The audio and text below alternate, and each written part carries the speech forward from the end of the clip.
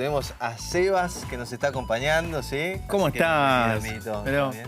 qué lindo estar acá con ustedes y con una temática un poco especial, porque estamos todos como muy manija con el Eternauta. ¿Vos ya la viste? Sí, ya la vi, ya la terminé, así que vamos a ver si hay una segunda temporada. Ya dijeron que sí, ¿eh? ¿Sí? Ya dijeron que sí, ¿No? ya están trabajando, así que bueno, A ahí esperar. estamos todos. A esperar, sí. Y hablando de trabajar, trabajaron mucho en la producción, ¿no? En todo lo que es un hiperrealismo que demostraron que impresiona a Hollywood y al mundo. Sí, hay mucha tecnología detrás de esto, o sea, hay mucho efecto especial, hay del que ya conocemos, el que es, digamos, más manual, y después tenemos mucha producción de efecto que es como más involucrado con la tecnología. Y por eso los tenemos con nosotros, tenemos a dos grandes personas del mundo de los efectos especiales, de los efectos visuales. Tenemos a Ignacio Paul, que es supervisor de efectos visuales y virtual production. Sí. Y tenemos a Bruno Scopasso, que ha trabajado con todo lo que es motor de Unreal, que ya vamos a explicar qué es. Ahí está. Chicos, bienvenidos. Ahí está. Nacho se te puede decir, ¿no? Sí, obviamente. Listo. El nombre artístico.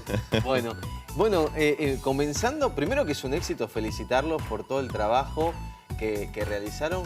¿Cómo comienza este laburo? ¿Por dónde empezar, no? Porque se filmó, como todos sabemos, acá en la ciudad de Buenos Aires y estamos todos así, mirá, ahí pasé yo, acá está la casa de tal. Así que, bueno, comenzando por esto, ¿no?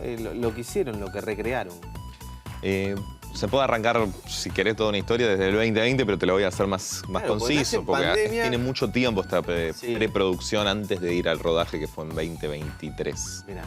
Muchos años de investigación de cómo poder nevar la ciudad de Buenos Aires es donde más estuve involucrado.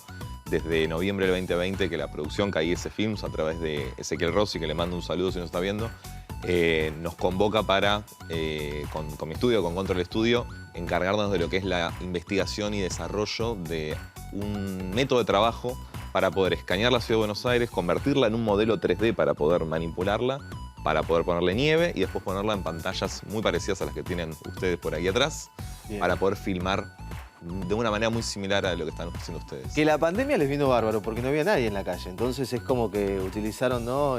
Todas esas imágenes para que se vea más sola, ¿no? Lo que es la ciudad. Totalmente, totalmente. Se sacaron muchas fotos más que filmar en pandemia. Ok.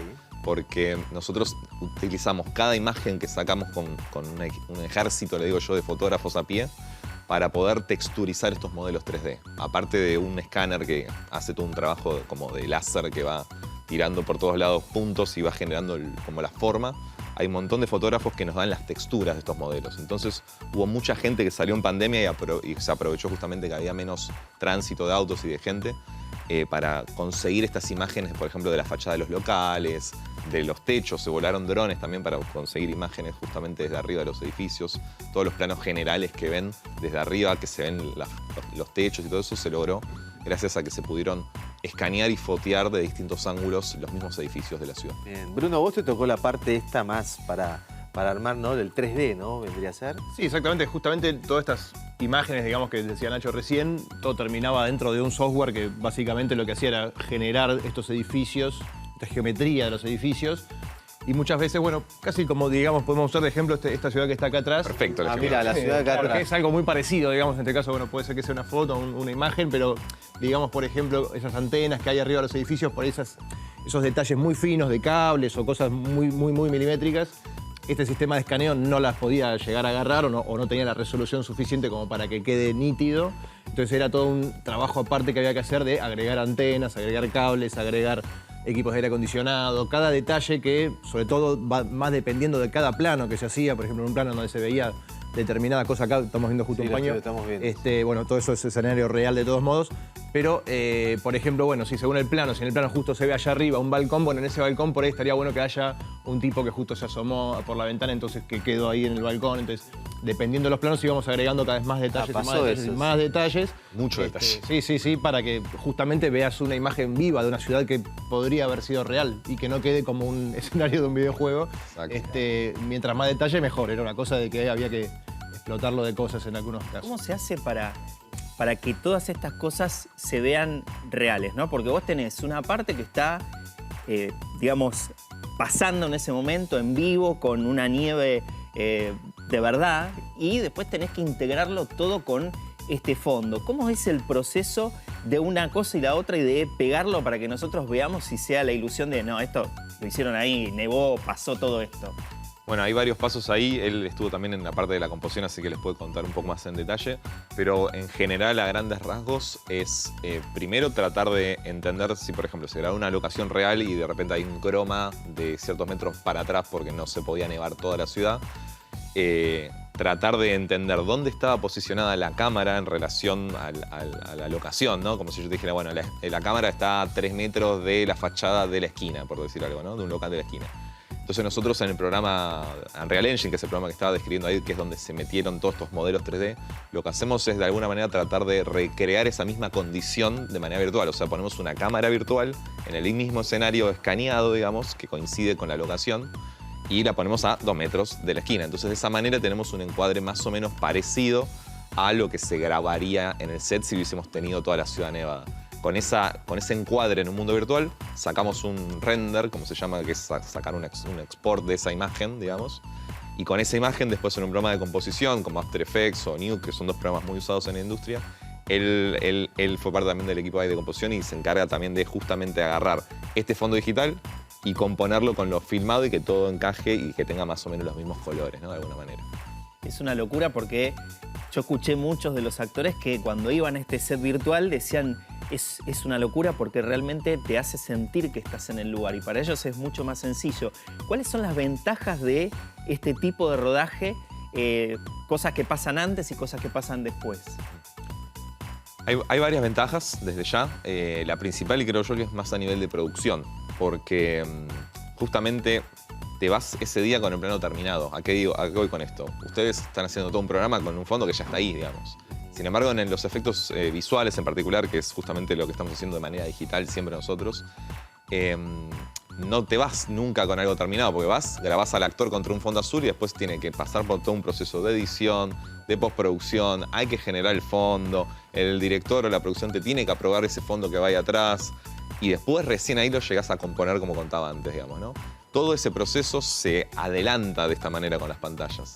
¿A qué voy con esto? Que vos haces todo este laburo en preproducción en vez de en postproducción y ya el día del rodaje lo pones en las pantallas, pones las cámaras adelante, filmas y se terminó el plano. Esa es la gran ventaja de esto. Te da muchas ventajas, por ejemplo, también en lo que son recorridos en auto, que ahí estamos viendo justo también en la pantalla. Van a ver en muchos making of que metimos varios vehículos, la producción consiguió un montón de vehículos increíbles y se lograron meter dentro de los estudios de Cacodelfia y de Ronda, que son dos estudios muy grandes de acá de Argentina. Y en esos estudios lo que decimos es dejar los autos quietos y que el fondo se mueva. Claro. Y eso es muy ventajoso. Es una técnica que se usa mucho, esto de back projecting se llamaba antes, pero la verdad que eso que estaba ahí estaba vivo, era un videojuego que nosotros podíamos cambiar en el momento, no era simplemente un video corriendo. El director quería, o el director de fotografía no le gustaba el sol y nosotros hacíamos truqui con el mouse y el sol subía. Bueno, a eso también quería llegar, ¿no? Un poco porque si bien hay imágenes que vos ves y bueno, no pasaban en la ciudad, ¿no? Pasaban también en, como vos decís, una pantalla LED, porque el clima también les jugaba un poco en contra, ¿no? La luz y todo eso que tenía mucho que ver. Claro, todo eso se podía manipular en el momento. Bueno, como decía Nacho, podés cambiar de lugar el sol, podés poner nubes, podés hacer lo que vos quieras.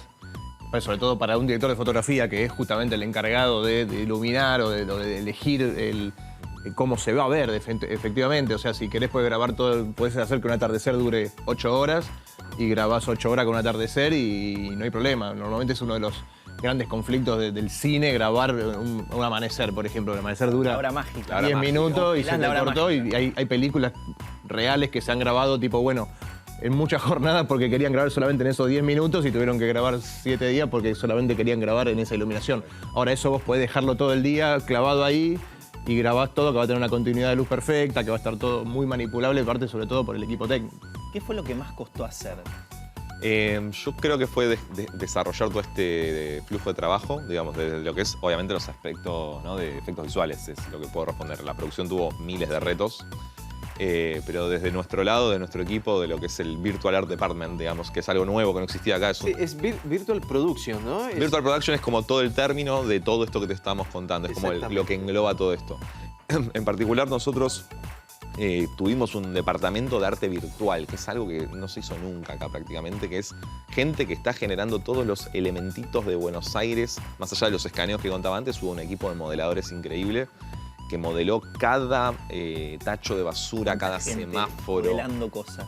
El equipo modelado fue, o sea, de todo el equipo, no me gusta hablar de todos los sectores, fuimos más o menos 25, 30 artistas dependiendo del momento, donde se generaron todos los escenarios de la serie prácticamente, lo cual es un montón, porque son más de 30 y pico de escenarios.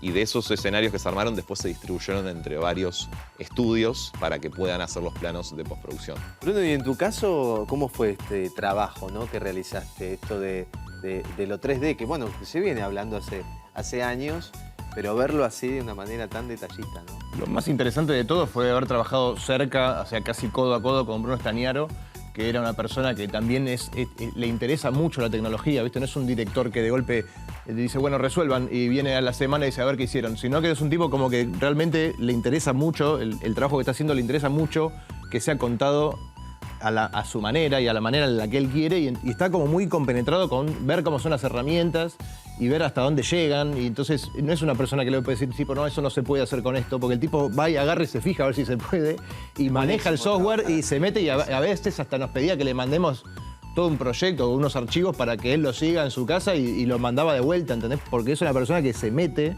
y que toca, ¿viste? Que no se queda afuera, ¿viste? Y Se mete en la cocina. te interesa. Claro, exactamente. Lo que pasa es que también me parece que él hace eso porque ve hasta dónde más puede llegar, porque a veces él es como que entiende que hay un límite. Y cuando va y ve lo que ustedes están haciendo, dice, no, pará, mi límite está 10 pasos más adelante. Entonces está bueno que se involucre en esto. Muchas de las cosas que se ven se desarrollaron casi específicamente para la serie, porque eran cosas que, por ahí software que llegaban hasta acá, y nosotros dijimos, bueno, a ver si llega hasta acá. Y incluso hablando con desarrolladores de software, se les dijo esto, estamos usando el software para hacer toda la ciudad de Buenos Aires, un software que es justamente el de escaneo, por ejemplo, que se llama Reality Capture. Por ahí los tipos lo desarrollaron más para escanear un termo, este cactus que está acá, una cosa más tipo, diseño industrial, o un auto o un camión, pero no 10 manzanas. Entonces es como que cuando los tipos vieron lo que estábamos haciendo, y los tipos dijeron, pero ¿cómo no? Este software no sabíamos que se podía usar para esto. Ellos mismos lo que estaban desarrollando el software, digamos. Vos fijate cómo lo descubrían en el momento. Claro, y le preguntaban a Nacho, tipo, bueno, ¿qué necesitan para la próxima versión que lo desarrollamos? Qué bueno. Una cosa por el estilo, algo que nunca vivimos de esa manera. Con Dani Capelletti, que fue el líder de toda la parte de fotogrametría, tuvimos esa reunión con los desarrolladores y no podíamos creer lo que nos estaban diciendo de, che, están usándolo de una manera muy, muy interesante. ¿Cómo están resolviendo esto? Nos preguntaban. Eso es buenísimo como anécdota, la verdad que sí. Increíble. Es interesante. Ahora lo que pasó también en Campo de Mayo, yo me fijaba hasta, no sé, la canilla si tenía nieve, todo eso. Estuvieron en todos lados, yo porque la vi, te digo, pero estuvieron en todo eso, ¿sí? Sí. Están todos los realmente detalles increíble. que Ahora, existan. En cuanto a lo personal, ¿no? ¿Qué les pasa a ustedes también haber llegado hasta acá? Para mí es un sueño cumplido. Desde joven siempre quise hacer algo relacionado al Eternauta. Desde los 13 años que leí por primera vez la historieta. Y siempre me gustaron encima los efectos visuales y la ciencia ficción, es como que las tres cosas Era todo confluyeron, nulo. ¿no? Claro. Así que nada, para mí fue un sueño cumplido y no puedo creer realmente cómo está repercutiendo, ¿no?, en todo el mundo, y cómo, o sea, el amor que estamos recibiendo de la gente no tiene sentido. O sea, es increíble. Es un despegue para el trabajo de ustedes, para la industria, la tecnología, ¿no? Bruno, ¿vos qué pensás también? Yo estoy casi en el mismo lugar que él, digamos, también esta cosa de estar en la facultad. Bueno, yo estoy en la UBA y estábamos, casi siempre agarrábamos, hacíamos pruebas de VFX en esa época, agarrar el After Effects de hace rato y poner una nieve y poner un footage de una persona caminando por la facultad y que haya nieve y ponerle ese efecto blanco y negro que tenía el cómic súper contrastado. Y decir, uy, mirá, podemos hacer el Eternauta así, tipo con una camarita que compras en un negocio, así nomás. Igual. Y bueno, era como posible llegar como un efecto, obviamente ni a palos, Virtual Production, ni a palos, nada de eso. Pero bueno, como ese deseo, como decía Nacho también, de tipo, uy, me gustaría hacer como un corto en el Eternauta, basado en el Eternauta. Se hicieron varias cosas. Hubo una muestra en Tecnópolis también, un tiempo que había como una especie de corto ficcionado, de como si eso hubiese pasado realmente, un falso documental. Y estaba todo muy bien realizado. Y bueno, la verdad que formar parte de la versión oficial, digamos, de de cómo la adaptación, digamos, porque ellos lo venden, se vende así la serie, como la adaptación de la historieta de Oesterheld. Perdón, digo, antes que preguntes vos, digo, fue un juego para ustedes también, ¿no? Era jugar como un videojuego, como bien lo dijeron también, ¿no? Fue literalmente en un momento jugar un videojuego, por ejemplo, cuando te estaba contando lo de los autos. Sí. Esos recorridos en auto que se pone el fondo atrás andando. Literalmente hicimos dentro de este motor de videojuegos, que es el software que usamos, un videojuego con un autito que iba andando por la ciudad que teníamos escaneada en 3D. Entonces lo fuimos manejando por las calles, doblando, y pusimos una cámara arriba y eso es lo que terminamos después poniendo en las pantallas. Es una locura. ¿Qué deja para ustedes la producción del Eternauta, ¿no? Hacia adentro, hacia nuestro país y hacia afuera. Hacia adentro creo que deja unas bases sentadas para demostrar que se puede hacer lo que sea. Realmente yo ya no le tengo miedo a nada en cuanto a efectos visuales. Claro. O sea, derribamos muchos mitos, me parece, gracias a Bruno, que fue la persona que se encargó de apuntarles y darles directamente a cada uno de estos mitos y estas barreras que nos venían quizás preestablecidas en nuestras cabezas, pero en unos casos fueron concretas que nos decían esto no se puede hacer o esto se hace distinto. Y creo que con el diario del lunes la experiencia demuestra que siempre hay una manera distinta de resolver los problemas. Y creo que en particular en nuestro país nos distinguimos quizás un poco por tener ese pensamiento lateral para resolver todo este tipo de problemáticas que quizás no todo el mundo lo tiene, ¿no? Digo, o sea, la verdad que eso creo queda bien sentado. Y después, bueno, ni hablar para el mundo, ¿no? O sea, el mundo ahora lo está empezando a conocer cómo es la Argentina en un montón de cosas que jamás vio, la idiosincrasia, el truco, digo, un montón de cosas que la gente no conocía, la gente de otros países. Queriendo aprender a jugar al truco. Es increíble eso. En otros países. Hay gente que va a buscar ediciones del Eternauta y está agotado. Y escuché que $350 es un ejemplar, una locura. Una locura. Eso no era así. Sí, sí. En Estados Unidos, exactamente. Ahora, qué raro que debe ser para ellos mirar el Eternauta, ¿no? Porque para nosotros, wow, qué sé yo, pero para ustedes es mirar cada cosa. Mira, esto es lo que pasó con él. No, es contar Hay una anécdotas. cosa muy interesante que también es, yo en mi caso, ni bien entro, yo también me puse a hacer previs, que es justamente un proceso que es animar en Unreal, en 3D, algunos planos de lo que después iban a grabar realmente, pero eran como bocetos de lo que iba a pasar, movimientos de cámara, cosas. Entonces tuve el privilegio de haber leído los guiones, ni bien entré, o sea, mi primera semana de laburo fue prácticamente leer los 6 capítulos, como qué es lo que se hizo, justo como un colega mío que se llama Facundo Nava, que es un capo total, nos quedamos leyendo los guiones y íbamos como reaccionando a estos cambios que se iban haciendo sobre la obra original y decíamos, uy, mirá, es combatiente. Sacaron el otro. Claro, y decíamos, uy, la gente va a decir tipo esto, uy, cambiaron tal cosa. Y todas las cosas que vimos hace 2 años, porque hace 2 años que estamos sorprendiéndonos con estos cambios, estos ajustes, estas cosas de la propia adaptación. Y ahora hay un montón de gente que está diciendo todas esas cosas que nosotros dijimos hace 2 años, pero nosotros hace 2 años que ya estamos como acostumbrados y como que esta es la versión, esto es el original de alguna manera. Qué loco. Y ahora estamos viendo cómo está pasando todo lo mismo que habíamos sentido nosotros de todo este proceso, ¿no? Como Qué lindo. un tema Ser que... protagonista de un éxito como es el Eternauta hoy. La verdad que les queremos agradecer un montón. Por último, preguntarle, porque viste que están cortitos. Sí, es como...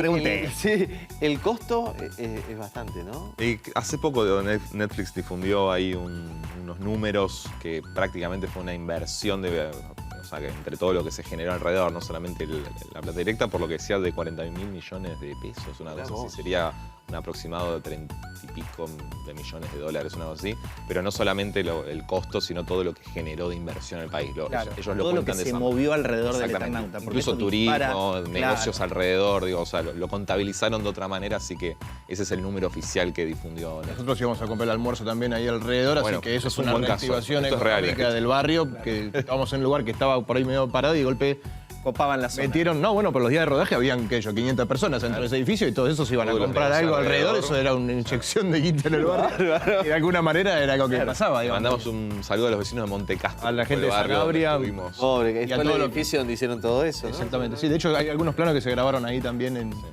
parte del espacio físico del edificio, que estaban, bueno. Sebas, hoy nos dimos un lujo. Un lujazo, sí, un lujazo. La verdad que sí, Nos subimos a la ola del Eternauta nosotros Sí, también. a la ola de este éxito, así que les queremos agradecer, No, Nacho, a ustedes, Bruno, por estar por acá. 2 grosos, la verdad que sí.